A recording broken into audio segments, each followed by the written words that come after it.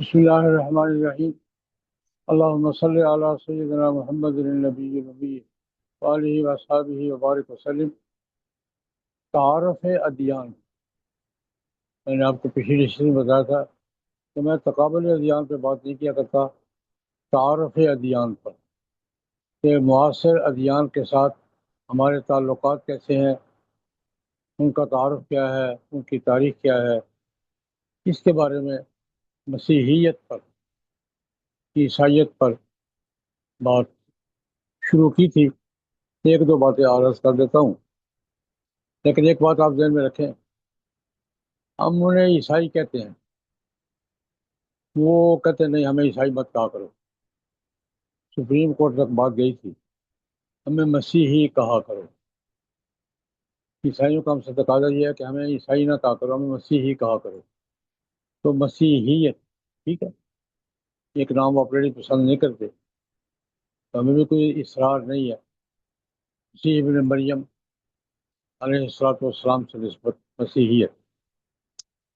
ایک بات تو میں نے یہ عرض کی تھی آپ سے کہ جناب نبی کریم صلی اللہ علیہ وسلم کو سب سے پہلے پہچاننے والے اور تصدیق کرنے والے بزرگ ورقہ بن نوفل قریشی تھے، لیکن عیسائی عالم۔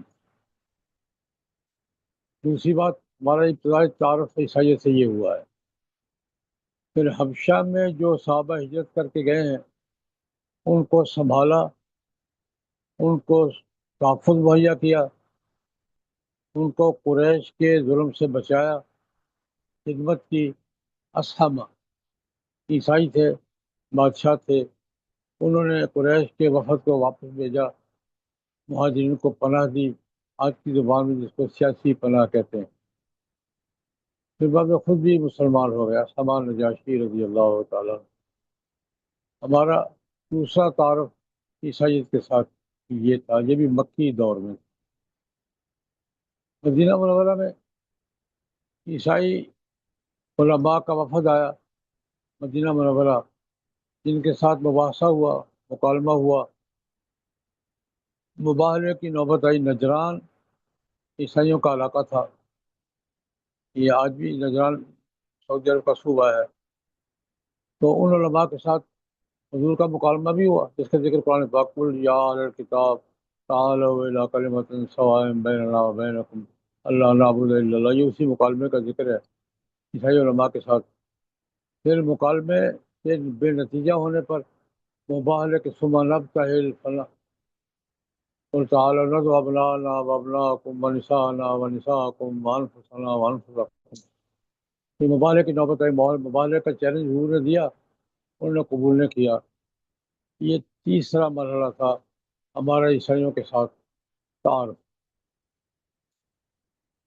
چوتھی بات تھی، جب نبی کریم صلی اللہ علیہ وسلم نے دعوت دی تھی ارد گرد کے تمام بادشاہوں کو دین کی، ان میں دو عیسائی بادشاہ بھی تھے۔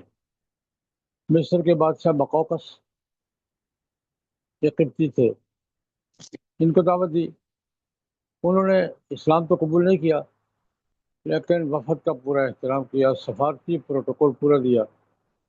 نبی کریم صلی اللہ علیہ وسلم کو ہدیہ میں دو لونڈیاں بھی دی، جن میں ایک ام المومنین ماریہ قبطیہ رضی اللہ تعالیٰ عنہ اور دوسری سیرین رضی اللہ تعالیٰ عنہ۔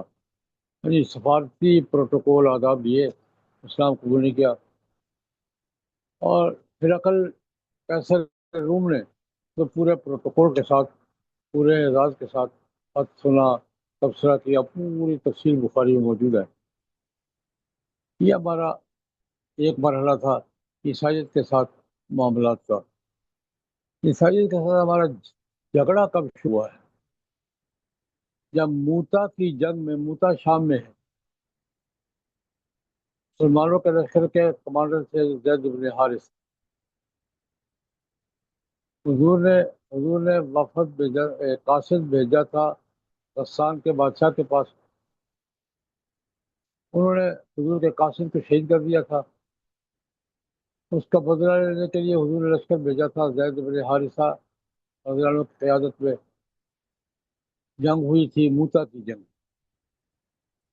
جس میں وہ زید بھی شہید ہوئے، عبداللہ بن رواحہ بھی شہید ہوئے، جعفر طیار بھی شہید ہوئے، اور خالد بن ولید رضی اللہ عنہ وعنہم، انہوں نے لشکر کو بڑی مشکل سے نکالا۔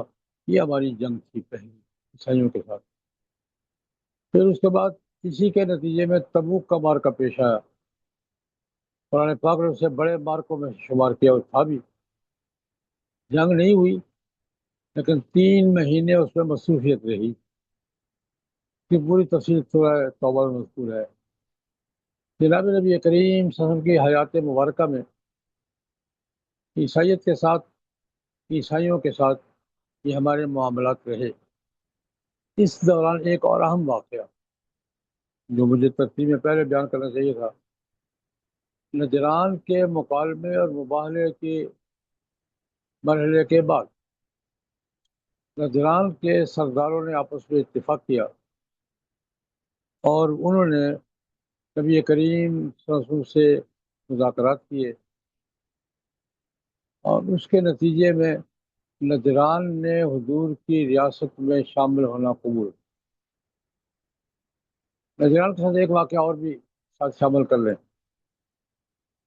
نبی کریم صلی اللہ علیہ وسلم نے جب داعی بھیجے صلح حدیبیہ کے بعد مختلف قبائل میں، حضرت مغیرہ بن شعبہ رضی اللہ تعالیٰ عنہ کو اپنی طرف سے داعی بنا کے بھیجا نجران، نو دین کی دعوت دو۔ داعی ہر طرف پھیلے ہوئے تھے۔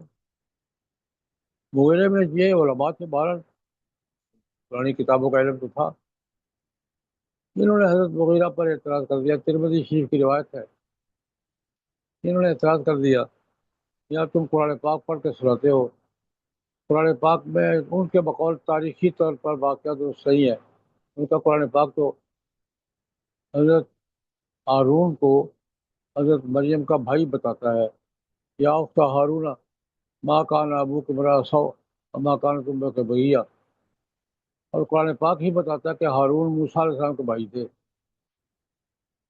یہ بھی قرآن ہی بتاتا ہے کہ موسیٰ علیہ السلام ہارون بھائی تھے، اور یہ بھی قرآن کہتا ہے کہ مریم علیہ السلام ان کی بہن تھی۔